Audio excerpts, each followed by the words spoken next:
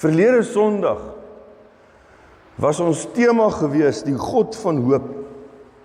Nou Romeine 15:13 is so kosbare vers, maar kom ons lees hom weer. Hy sê so mooi, Romeine 15:13, mag die God van hoop julle deur julle geloof met alle blydskap en vrede vervul, sodat julle hoop oorvloedig kan word deur die krag van die Heilige Gees. Mag ons God is die God van hoop. Dis hoekom as jy vanoggend hier sit en jy sê ek het nie hoop nie, dan is daar 'n probleem onder andere met jou geloof ook. Hoor julle, ek weet dis nou maklik om dit nou so te sê, want ons verloor hoop as ons na die wêreld rondom ons kyk. En dit is baie moeilik om deesdae nie na die wêreld om jou raak te sien nie. Jy weet vroeër jare, ek het dit al baie gesê, maar die oom wat oorkant ons in die straat bly, oom Mulholland, ou Cheryl se pa, hy's nou omtrent 96, 97. En die oom, eendag ry ek met hom, en hy vertel my nou van die Tweede Wêreldoorlog. Was hy 'n jong seun, hy moes uit die skool uitgaan, sodat hy 4 plase kan ran.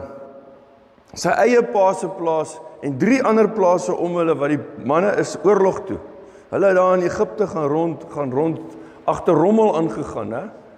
Dit was 'n Duitse generaal, hoor, hulle het nie vullisverwerking gedoen nie. Maar in elk geval, want ek weet ons is nie hoe goed as julle geskiedenis nie, jy weet. Maar hulle het agter rommel aangehardloop. En hierdie oom vertel vir jou hoe het hulle gewerk en hoe hard hy moes werk en dan partykeer het hy nie perd gehad nie. Hy het tot skape in 'n tou gesit. 4, 5 skape, 6 skape om 'n waantjie te sleep sodat hy die melkkanne kan uitvat.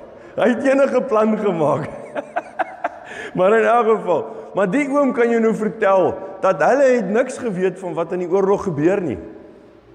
As 'n ding gebeur het, dan het hy 'n maand of paar maande terug het dit gebeur.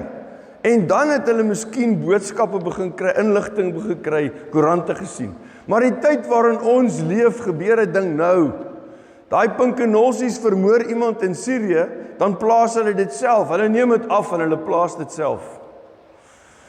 So ons leef in 'n heeltemal 'n ander wêreld waar ons konstant gekonfronteer word met al die gemors wat rondom ons gebeur. Die vraag is nou, nadat ons verlede week oor hoop gepreek het, hoeveel van ons het hierdie week, die hele week, hoopvol gewees? En vol moed gewees? En opgewonde gewees? En sterk in jou geloof gewees? En ek gaan nie laat jy hande opsteek nie. Maar heel moontlik nie ons almal nie. Kom ons stel dit so. Kom ons wees sag op mekaar. Heel moontlik nie ons almal nie. Want julle sien, party van ons, Ivena het altyd gesê, ek is geneig om my kop in 'n gat te druk soos 'n volstruis. Ek wil nie die slegte nuus hoor nie. Nou dit is 'n goeie ding om te doen in die sin dat as jou kop in 'n gat is soos 'n volstruis, dan hoor jy nie die gevare nie en jy sien nie al die nare rondom jou nie, nee. Jy weet nie wat aangaan nie, so jy is redelik in 'n vacuum. Maar ongelukkig is dit al hoe moeiliker en moeiliker. Maar ten spyte van die gemors rondom ons, en daar's soveel, né? Soveel, wanneer ons begin noem nie. Stuur ek in hierdie week 'n boodskap vir 'n broeder wat ek nou baie lanklaas gesien het. En ek stuur dit vir hierdie broeder met oortuiging en ek sê vir hom, prys ons Jahwe. Ek sê vir hom, ek prys ons Jahwe saam met jou vir die awesome voorreg van ewige lewe, né? Julle ken almal nou teen die tyd Johannes 17:3. Ons prys die Here vir ewige lewe, vir die ken van Vader en van Jesus, hom wat deur U gestuur is, soos dit daar staan. En dit deur Heilige Gees, prys die Here daarvoor. En met oortuiging kan ek vir hom sê, prys die Here vir die vergifnis wat ons ontvang het. Eens en vir altyd het Jesus dit gedoen. Prys die Here vir sy vergifnis, vir sy gesondheid wat hy vir ons gee. Ons spreek dit in geloof, al staan jy op met 'n pyn. Prys die Here vir vergifnis, vir gesondheid, vir sy voorsiening, vir hoop en vir liefde wat hy in ons geplaas het. En hoe doen ons dit? Ons doen dit in geloof. Ons doen dit met 'n vaste hoop in die Here wat ons weet vir ons die beste wil. Hy wil vir ons die beste. Ek gaan hierdie ou 'n bietjie laer sit. Want toe ek nou daar gesit het, miskien is dit net my ore wat te veel toe ek 'n kind was, het my ore te veel gehal geweer, né? En daarom as ek so die klank, jy weet, hy het my ore seer gemaak daar, so ek doen dit liewer, miskien is daar nog so iemand hier. Maar prys die Here vir alles wat ons op kan staan. Ek wil vir julle sê, op die hele woord kan ek en jy staan vanoggend. En ons kan sê, hierdie is my werklikheid. En iemand wat jou vrou of jou man wat jou ken en saam met jou deur alles gaan, kan aan jou stamp en vir jou sê, dit is nie ons werklikheid nie. Dan moet jy sê, nie so aan my skit nie. Want die werklikheid gaan vir my nou nog groter word. Want hoekom? Want die woord van die Here is vir ons die werklikheid. Ek wil vanoggend vir julle sê, ons Here is goed. Ons God is goed en hy wil vir ons die beste. Maak nie saak wat wie sê nie. Maak nie saak wat waar gebeur nie. Selfs met ons eie regering. Oor wie ek nie eens wil praat nie. Jy sien, die een kant moet ons vir mekaar sê, vir hulle wat nie in Yeshua Jesus glo nie. En hoekom ek dit pertinent sê, ek en Samuel kyk 'n ding van Jack Hibbs. Jack Hibbs is 'n ou met 'n Calvary Church in Amerika, groot gemeente, baie groot gemeente. En hy praat nou maar net ook so oor Amerika se probleme, en hy sê toe mense moet verstaan, dat almal wat sê hulle is Christene, want hulle sê altyd daar's soveel persentasie Christene wat dit, en soveel persentasie, daar's baie mense wat sê hulle is Christene, wat nie Christene is nie. En toe noem hy 'n goeie ding, toe sê hy, wat ek altyd gedink het, ek snaaks, maar hy het gesê, almal in Calvary is nie Christene nie. Baie van hulle het op een of ander manier deel geword van die kerk, maar hulle glo nie regtig met hulle hele wese dat Jesus die Here is nie. Jesus is nie vir hulle werklikheid nie. Hy's net by geleentheid vir hulle iemand wat hulle aanroep. Hoor julle, ek wil nie nou te veel daarop uitbrei nie.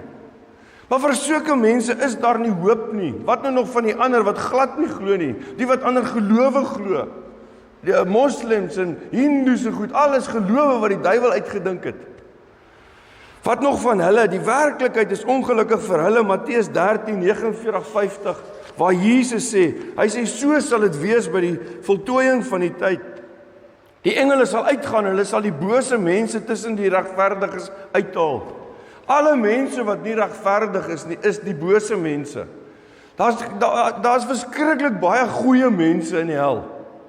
En sal daar wees eendag. Dis ongelukkig, dis slegte nuus, is dit nie? Baie goeie mense.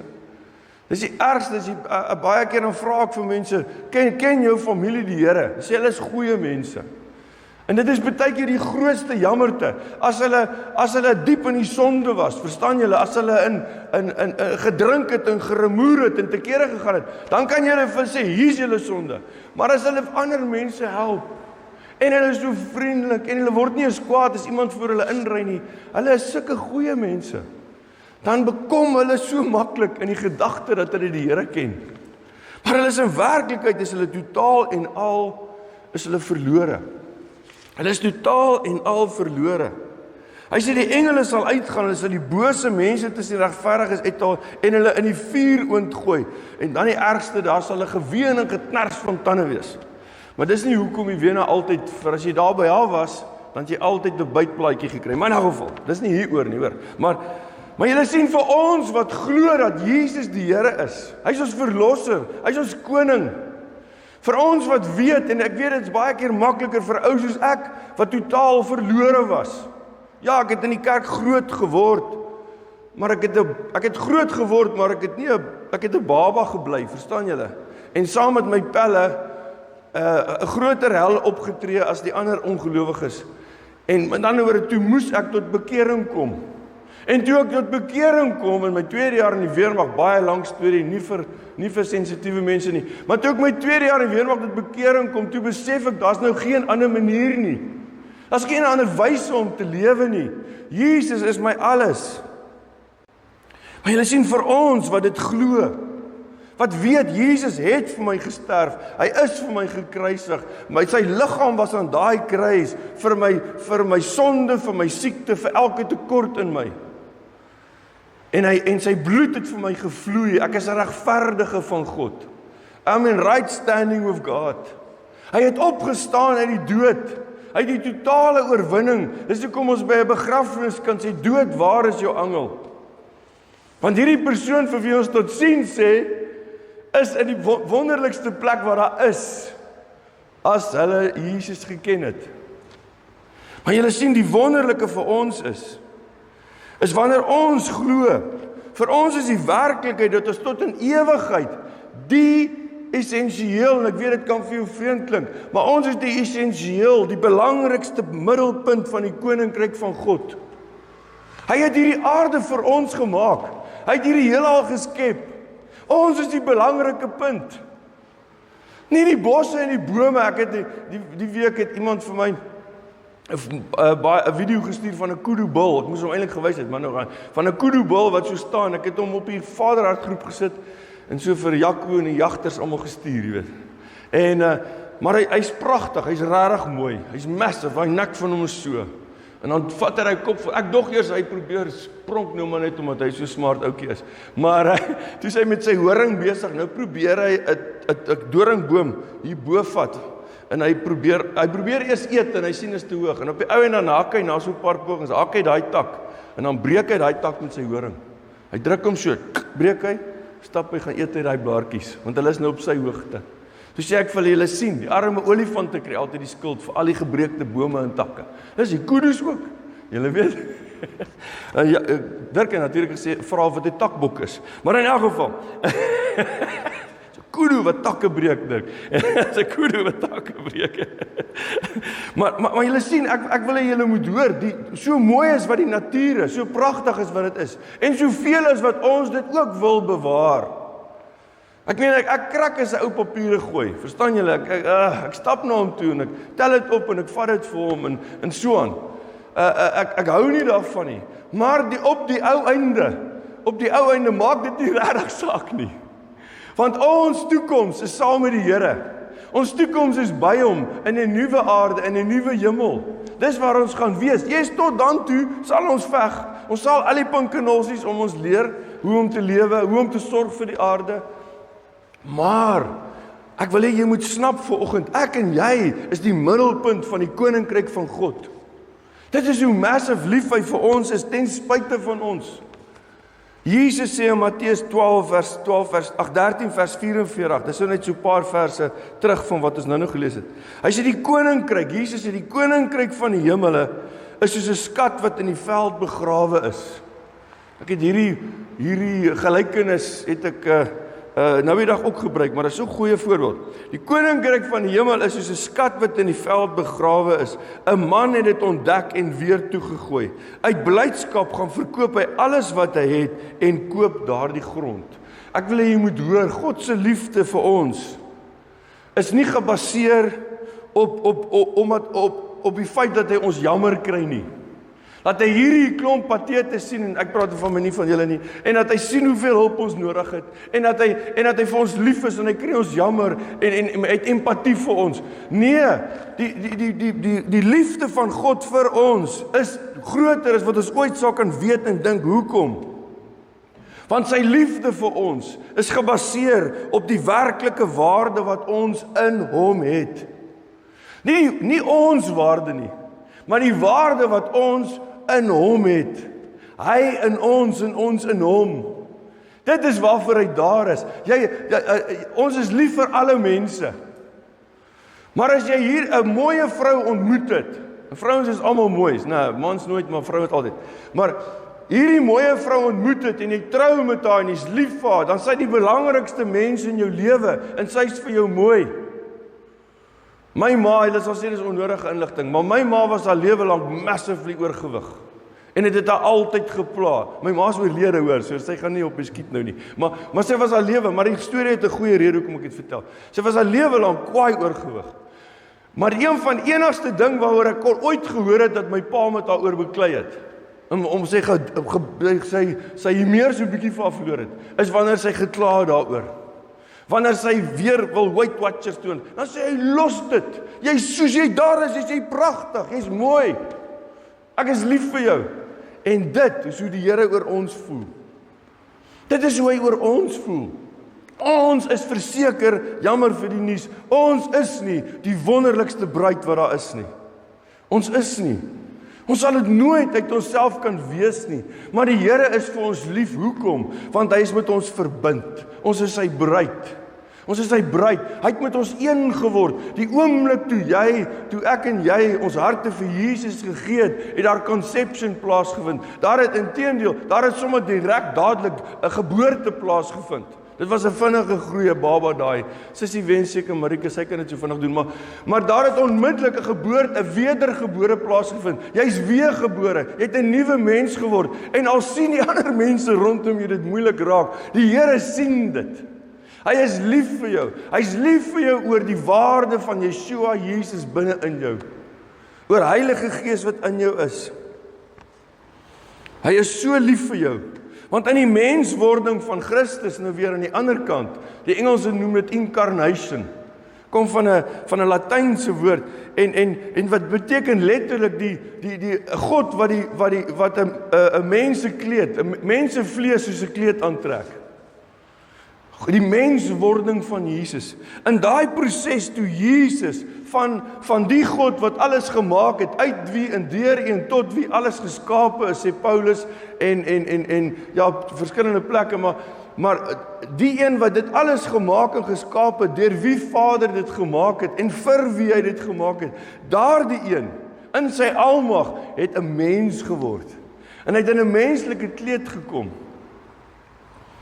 Maar julle sien, toe hy dit gedoen het, het hy uiteindelik die skat kom vind wat hy gesoek het. En hy was so opgewonde oor hierdie skat, dit is jy en ek. Toe hy ons op 'n ouend vind, toe op 'n ouend hier is vir ons, was dit vir hom so wonderlik geweest, dat hy die duurste prys ooit betaal het vir 'n veld, vir sy koninkryk. Hy het die veld om ons gekoop. Hy het alles om ons, ek kan sê maar dit was syne, maar dit het in sondeval gegaan. So hy het dit teruggekoop, hy het alles teruggekoop, sodat ek en jy sy skat kan wees. Sodat hy hier op hierdie aarde saam met ons kan wees, nou al. Nie hoef te wag tot ons in die hemel is nie. Daarom gaan lees weer Johannes 17:3. Dit is die ewige lewe. Julle sien, daar's geen wonder dan om ons te oortuig van sy absolute erns om ons syne te maak. Het hy, jy kan maar sê, alles verkoop. Hy het homself in sy almag as God neergelê. Hy het dit verniet weggegee, kom ons sê so, om hierdie veld te koop waar ons is. Om ons aan te skaf, ons syne te maak. Dit is hoe lief hy vir ons is. Christus, die glorieryke, het gekom sodat ons in sy glorie kan deel. Wat is die glorie van God? Om eenvoudig te sê, is die glory of the Lord, is sy gemanifesteerde teenwoordigheid. Dit is wat God is haar glorie. En God wil in sy volle glorie, wil hy in elke een van ons konstant permanent lewe. Hy wil hê jy moet dit weet. Hy wil hê jy moet bewus wees dat hy hier binne is. Jy moet nie wonder daaroor of dink, dit moet een ding wees waaroor jy nie wonder nie. Waaroor jy nie lê en dink, kan daaroor lê en dink, maar ek bedoel, jy moenie in ontkenning dink nie. Jy moet vir jouself sê, ek is 'n kind van God, wat myself bevind in die glorie van die Here, want hy woon in my. Hy woon nie net sommer in enige een nie. Hy woon in my. Ek het my hart en my lewe vir hom gegee. Hy is hier binne in my. 2 Korintiërs 4:6 begin om aan te haal die hele skepping, die feit dat God gesê het, laat daar lig wees, né? En dan sê hy, want God wat gesê het, laat daar lig skyn in die duisternis, het ook in ons harte geskyn, om ons te verlig, met die kennis van die glorie, van die heerlikheid van God, in die aangesig van Jesus Christus. Met ander woorde, die Here het dit nie net gedoen en gesê, en hier voor Jesus nie. Nie 'n face to face so.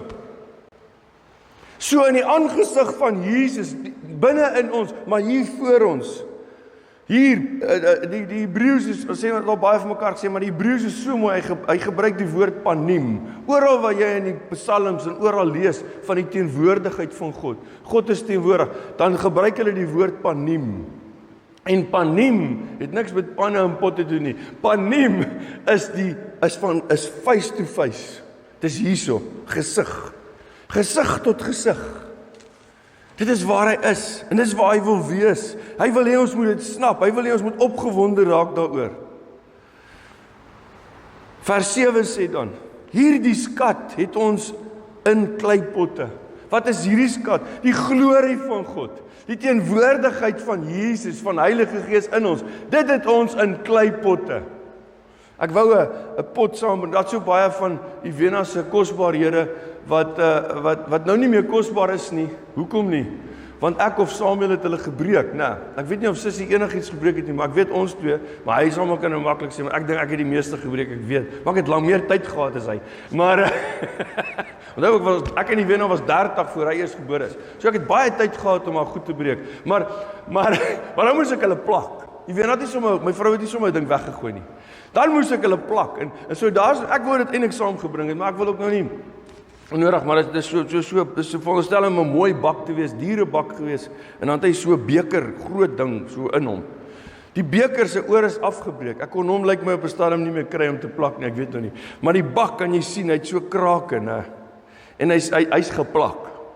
Hy's maar nie gespoeg en plak nie, vast gommetjies, né, en plak. Julle sien, ek bid dat ons sal besef, ons het hierdie kosbare skat, die teenwoordigheid van God, het ons in breekbare erdekruike geplak en gespoeg, aan mekaar gewerk. Hierdie liggame van ons, in ons siel en in ons gees is ons volmaak. Jy moet net dit sê, die oomblik wanneer ons Jesus aangeneem het, is ons gees volmaak en perfek. Maar in ons siel en in ons liggaam is ons gebroke. Ons val maklik uit mekaar. Hoor julle? Ons kan vinnig 'n kompetisie aangaan, ons kan begin rol en spring en so, maar julle twee mag nie deelneem, julle is te fiks. Maar maar ons gaan vinnig ons begin krippel raak, verstaan jy? Die eerste, maar ons gaan krippel begin raak. Hoekom? Want ons hierdie liggame van ons kan net soveel vat. Maar wat is in hierdie liggaam? In ons liggaam is die glorie van God. Die absolute teenwoordigheid van God. Die absolute teenwoordigheid. En hierdie veld wat God gekoop het om ons deel van sy koninkryk te maak. Hierdie veld wat nou sy koninkryk is. Hierdie veld wat God nou het, is die skat wat hy in die veld gekry het. Ekskuus, wat ek wil sê is, dit is deel van die kroon van sy skepping. Kom ek sê net dit. Ons is die kroon van die skepping, sê die woord op 'n paar plekke. Ons is die middelpunt van hierdie veld. En hy het dit alles gedoen. Jesus het alles gedoen wat hy gedoen het, sodat ons syne kan wees. Sodat Hooglied kan waar wees. Die bruidegom van my is myne en ek is syne. Sodat ons aan mekaar kan behoort, hoor julle? Sodat ons aan mekaar kan behoort. Maar net so belangrik om te onthou, is ons eindig nie net op in Christus, want hy het ons nou gevind, hy het vir ons gesterf en ja, ons het 'n oorgawe gemaak en nou het ons harte vir Jesus gegee, nou het hy ons gevind nie. Nee, ons het dit al vir mekaar gesê, maar jy moet dit weer hoor, ons was van die heel begin af, was ons deel van hom. Ons is met ander woorde, voordat ons sonde kon doen, voordat ons verlore kon gaan, is ons al gered gewees. Voordat ons weg kon raak, het hy ons al gevind. Het hy geweet waar die veld is, hy het geweet waar die skat is. Hy het dit toe al geweet. En ek gaan net een vers nou daarvoor gee, daar's klomp. 2 Korintiërs 1:30 is 'n mooi een, maar Efesiërs 1:3, so het hy, Vader, ons voor die grondlegging van die wêreld in hom, in Christus uitgekies, voor die aarde geskep is. Voordat daai wat ons lees in 2 Korintiërs 4:6, wat God wil sê, laat lig skyn in die duisternis, voor dit nog, het hy geweet, ek en jy gaan daar wees. Hy het ons toe al geken, en hy wil hy 'n pad met ons loop. So het hy, Vader, ons voor die grondlegging van die wêreld in Christus uitgekies, sodat ons heilig en onberispelik in liefde voor hom sou wees. Van die begin af was sy plan vir ons, dat ons heilig sal wees. Nou vir jou gesê, in jou gees is jy heilig. In jou vlees, in jou gedagtes, is dit nie so maklik nie. Miskien van julle, maar nie so maklik nie. Maar prys die Here, in jou gees is jy heilig. Jou vlees en jou gedagtes moet volg. Hulle moet nou begin fiks raak, hulle moet volg. Hoekom? Want ons leef in 'n tyd waar dit al hoe belangriker is, dat ons totaal die Here in volheid sal dien. Dat ons sal snap, die glorie wat in my is, die teenwoordigheid van God, is nie net daar vir die lekker nie. Dit is omdat ek dit nodig het. Ek het die teenwoordigheid van die Here nodig. Ek het die krag van die Heilige Gees het ek nodig. Daarom is my grootste motivering om hier voor jou te staan vandag, is dat ek vertrou, ek glo, ek hoop, dat jy sal besef en jy sal ervaar die ontsaglike skat wat in jou is. Jy sal begin besef, maar die Here is in my, nie sommer net nie. Nie net om gemeenskap met jou te hê, maar in hierdie proses saam met jou, ander te help, vir hulle te bid, jouself te help, vir jouself te bid. Myself al gevang dat ek vir Ivena bid, of dat ek vir iemand anders bid, maar ek self loop met 'n pyn, partykeer vir 'n dag 2 voor ek het nog eens vir myself gebid nie. Jy sal sê, dis baie dom. Dis regtig dom. Maar dis hoe dom ons baie keer is. Julle sien, ons verlosser Jesus het gekom om self vir ewig die verlossing en die verwysing van jou oorspronklike en egte waarheid te wees. Dis 'n bietjie van 'n moeilike vers. Jesus het gekom sodat ek en jy sal besef, hy wil ons waarde wees. Hy wil hê jou value, jou waarde is in hom. Nie in jouself nie, nie in wat jy kan doen nie. Baie geluk, ek is bly as jy iets goeds doen. Maar ons waarde is in hom. Want daar's niks wat dit kan oortref nie. Niks wat dit kan oortref nie. Daarom Jesus in jou is wie jy werklik bestem is om te wees. Ja, met jou persoonlikheid, met jou karaktertrekke. Maar Jesus in jou maak jou die volkome persoon wie jy bestem is om te wees. Jy moet 'n draer. Jy moet 'n draer wees van die glorieryke seun van God. En van die gees van God. En ongelukkig laat ons allerlei gedagtes ons lewens oorheers van ons tekorte en ons bekommernis, al hierdie goed, yes. Maar ons moet begin om vir onsself te sê, never mind vir ander mense. Ons moet begin om te sê, maar ek moet fokus op wie's in my. Ek moet fokus op Jesus in my. En hoe ek met Jesus in my, myself en die mense rondom my, nie net gaan staande hou nie. In die toekoms nie, maar hoe ons gaan oorwin, hoe ons regtig gaan heers. Onthou Genesis ek gebruik altyd Genesis by 'n troupreek, waar hy sê dat God het hulle geskape, man en vrou het hulle geskape, en dan noem hy waaroor, sodat hulle kan heers, en hy noem al die goed waaroor hulle moet heers, hulle moet oor alles heers. Ons is geskape om te heers, maar ons moet heers met Christus in ons, nie op ons eie manier nie. Want belangrik, daar's niks verkeerd met jou ontwerp nie, daar's niks verkeerd met jou verlossing nie, maar jy moet hier vanoggend saam met my besluit. Ek gaan die boldness van die Here vat. Paulus vra ook dat ons vir hom moet bid vir boldness. As hy dit vra, het ons dit ook nodig. Boldness, die Griekse woord is paresia. Paresia, nee. Beteken, ons vertaal dit meeste van die tyd, by die Engelse vertaal het bold, ons vertaal het vrymoedigheid. Maar dit is soveel meer. Boldness is nie net om gemaklik te kan praat voor mense nie. Nee, boldness is om met durf en met moed en met krag te praat. Boldness is om nie skrikkerig te wees nie. Met kompleetheid, met volheid. Maar die belangrikste vir my is om met durf, moed en met vertroue te praat. Ons moet met boldness, moet ek en jy vanoggend bid ek vir ons elkeen, moet ons opnuut sê, die glorieryke seun van God is in my. Dis met sy salwing, sy glorie wat ek vorentoe gaan lewe. Dis met sy salwing, sy glorie wat ek gaan lewe. Daarom kyk ek met geloof na die spieelbeeld wat ek vir hom maak, wat ek veroorsaak. Kom ek lees vir julle net daai vers in 2 Korintiërs 3 vers 18.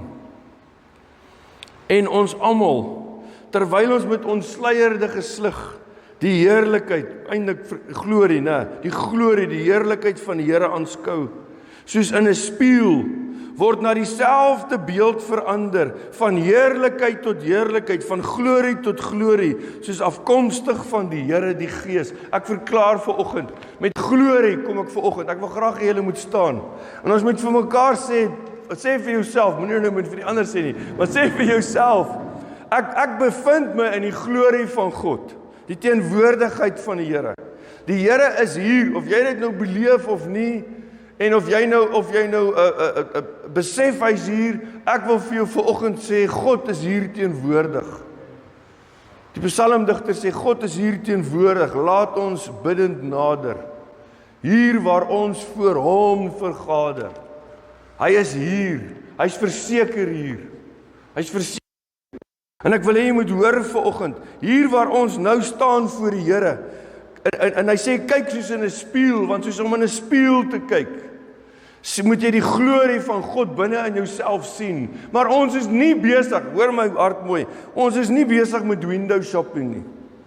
Toe ek 'n kind was dit 'n gewilde ding. Ons het nog nie TV gehad, die klein kindjie was nog nie TV en goed nie. Die ou mense het baie keer as hulle in die dorp toe gaan, dan doen hulle window shopping. Want hulle het ook nie baie geld gehad nie. Daar was ek kredietkaarte nie. Maar in elk geval, dan loop hulle en hulle kyk na die goed in die winkels, weet in die vensters, die van julle wat Johan weet dalk nog glad nie waarvan ek praat nie. Maar hulle doen window shopping. Hierdie is nie window shopping nie. Ek sê vir julle, dis die werklikheid. Jy kyk nie soos deur 'n winkelvenster en jy sien 'n pop wat mense verteenwoordig en dit is nou soos Jesus 'n voorbeeld nie. Nee, ek sê nou vir jou, in vlees en in gees is ek en jy in die vertoonlokaal. En ons het die vaste bewys, die vaste wete, dat Christus Jesus is in ons. Daarom kom verklaar ons vanoggend, we are glowing from knowing. Ek verklaar dit oor jou, ek spreek oor jou, dat jy sal gloei omdat jy weet, you are glowing from knowing. Ons het die heerlikheid van God in ons. Ons het die heerlikheid, ek wil hê jy moet dit vir jouself sê, ek het die heerlikheid van God in my. Ek het die glorie van God in my. Jesus Christus lewe in my. En van hierdie dag af gaan hy deur my lewe soos nog nooit voorheen nie. Soos nog nooit voorheen nie. Hoekom? Want ek gaan met absolute boldness, met vrymoedigheid, met durf en met moed, gaan ek vir myself sê, en almal met my te doen kry, dat God is in my. Ek is nie op my eie nie. As jy ergens by 'n plek kom in die ouens, sê maar 'n vergadering, en jy verteenwoordig jou maatskappy, en hulle vra vir jou, is jy alleen? Dan lieg jy, maar sê vir hulle, ja, dis net jy. Want anders gaan hulle vir jou 2 ouens se kos gee, né? Ek sal dit natuurlik kan hanteer, maar die punt is net, nee, dan lieg jy maar en jy sê, dis net ek, ja. Maar binne in jou moet jy weet, tog jy vergewe my Here, ek lieg, want U is binne in my. Ek is nie net een nie, ek is 'n totale meerderheid. In elke geveg, ek verklaar vanoggend oor jou lewe, elke ding kan jy maar aan dink. Of dit nou jou huwelik is, of dit jou gesondheid is, of iemand in jou familie se gesondheid, Jaco se ma, ons vertrou vir haar vir 100% genesing, wat ook al die situasie in jou lewe is, waarvoor jy 'n totale ingryping van God nodig het, kom verklaar ons vanoggend. Dankie Jesus, dat met U in my, met U glorie in my, is ek 'n meerderheid, 'n totale meerderheid. Daarom sal 1000 my aanval en 10.000 sal van my wegvlug. Hulle sal hol. Hoekom? Want ek is 'n meerderheid, want God is hier teenwoordig. Hy's binne in my. Hy's binne in my. Hy is my hoop op die glorie, Kolossense 1:27. My hope of glory, Christ in me. Hy is my hoop op die heerlikheid, die glorie van God, Christus in my. En omdat hierdie hoop 'n vaste hoop is, nie net 'n miskien dalk nie, nee, ek wil jy moet verstaan, hoop en geloof is dieselfde ding. Hy is 'n vaste hoop, weet ek, Christus is in my. Ek is 'n meerderheid in elke situasie. En ek wil gaan na daai ding, terwyl julle staan, julle is gelukkig almal sterk. Daai een ding wil ek net vir julle sê, wat ek nou gesê het, wat ek vir daai broeder geskryf het. En wat het ek vir hom gesê? Ek prys Jahwe saam met jou vir die awesome voorreg van ewige lewe. Vader, ek bid vir elkeen van ons hier, en met elkeen van ons hier sê ek dank U Here, ek prys U vir die absolute awesome voorreg om ewige lewe te kan hê. Nou reeds, nie eers as ek sterf op die aarde of my begrawe nie, nee, nou reeds, ek het die ewige lewe, Johannes 17:3, want ek ken U, ek ken Vader, ek ken vir Yeshua. En dankie Here, dat ek vergewe is, maar dan, dankie Here, wat met U glorie en met U salwing wat in my is, met U salwing wat in my is, kom verklaar ek genesing in my liggaam. Genesing in elke liggaam met wie ek te doen gaan kry vorentoe. Ek sal vir mense hande oplê, ek sê dit vir jou vanoggend. Jy gaan vir mense hande oplê en hulle gaan genees. Hulle gaan gesond word, hulle gaan sterk wees. In Jesus se naam, van die salwing, 1 Johannes 2 vers 20, van die Heilige, as jy dit direk vertaal, die salwing van die Heilige is in jou. Dis in jou. Die salwing van die vers 27 sê baie dieselfde. 1 Johannes 2:20 en 27. Die salwing van die Heilige is in jou. Die salwing van God, van Vader, Jesus, Heilige Gees is in jou. En jy het dit wit op swart en wit op skrif, het jy dit. Jy kan dit gaan lees by die huis. Sy salwing is in jou. En dit is yes, ons weet almal, né? Dit is die salwing. The anointing breaks the yoke, sê die Engels. Dit is die salwing van God wat die juk breek, wat die vyand dink hy oor ons kan bring. En ons kom verklaar vanoggend, ons sal vir genesing bid, mense sal gesond word. Ons sal vir voorsiening bid en verklaar, ons sal voorsiening verklaar en dit sal so wees. Ons sal hoop oor mekaar verklaar en ons sal in hoop lewe. Ons sal in hoop en blydskap en shalom lewe in Jesus se naam. Maak nie saak watter pinkenolsie oor ons regeer in die fisiese nie. Ons sal in shalom lewe in Jesus se naam. In Jesus se naam. Dankie Jesus. En ek verklaar nou vanoggend hier elkeen van ons wat enige siekte het, enige seerplek het. Ek het 'n hak wat my drama gee, maar Samuel het hom al kwaai gedokter. Dis hoekom as hulle loop, partykeer loop Samuel in die huis, kalfvoet, dan loop hy doem, doem, doem, doem. Dan kry my voete sommer so seer. As hy sal maar anders as jy 30-jarige voete het, en 60-jarige, maar in 'n geval. Maar dankie Here dat ons kom verklaar nou gesondheid. Dankie Here, dankie dat Enoch het op 365 jaar was hy op sy toppunt. En omdat hy die Here gedien het, hy was so skerp dat hy die Here met alles gedien het, het hy hom net weggeneem. Hy het nie vir Enoch gevat toe op sy sterfbed lê nie, hy het hom gevat toe hy in sy vleuer was. Want onthou,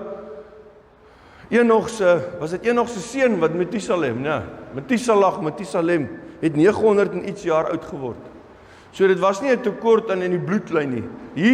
God het net besluit, Enoch, dien my. En ek wil nie hy moet verder met 3 pinkenolsies doen nie. Ek wil hy moet by my wees. In ons geval, kyk gou vir in ons geval, het Jesus besluit, Vader en Yeshua het besluit, ons wil nie meer sonder hierdie mense wees nie. Toe stuur hy Jesus na ons toe. Hoor julle, prys die Here. En vandag is hy binne in ons. En ons kan nou sê vanoggend, dankie Here vir U glorie in ons. Dankie vir U teenwoordigheid in ons. En met U salwing kom verklaar ons, omdat U alles reeds gedoen het, soos nou Samuel gebid het, deur U wonde is ons genees, Jesaja 53, 1 Petrus 2. Ons is genees, ons kan nagmaal gebruik saam met mense. Ons kan sê deur die wonde van Jesus is jy genees. Deur sy bloed is jy geregverdig.